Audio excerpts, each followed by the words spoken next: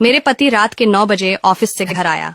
मैं आते ही उनसे लड़ना शुरू कर दिया क्योंकि मैं उन्हें पसंद नहीं करती थी और मैं गुस्से में बोलते रहे।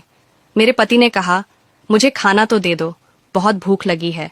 मैंने कहा, खुद जाकर खा लो, मुझे नींद आ रही है। मेरे पति चुपचाप सुनते रहे और मैं पूरी रात उनसे लड़ती रही।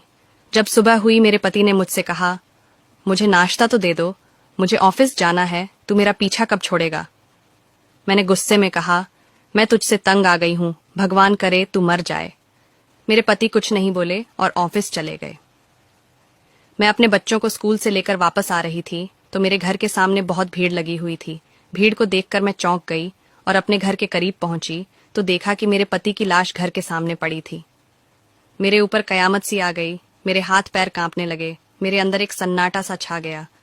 लोग आपस में बात कर रहे थे कि कार से मनोज का एक्सीडेंट हुआ है।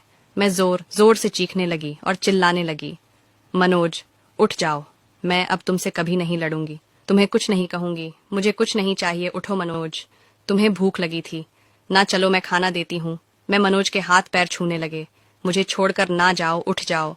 लेकिन मनोज कैसे उठता, उसे तो मेरी बद्दुआ और मेरी नहुसत, मेरे कड़वे लहजे ने मार दिया था।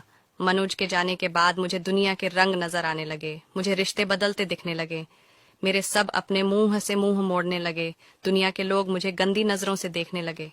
फिर कुछ दिनों में मुझे मेरा घर छीन लिया गया, जो हिस्सा मेरा बनता था मेरे ससुराल वालों ने मुझे दे दिया। मनोज के मरने के बाद मुझे एहसास हुआ कि पति चाहे जैसा भी हो, पसंद हो या ना पसंद हो, लेकिन औरत के सर का ताज होता है।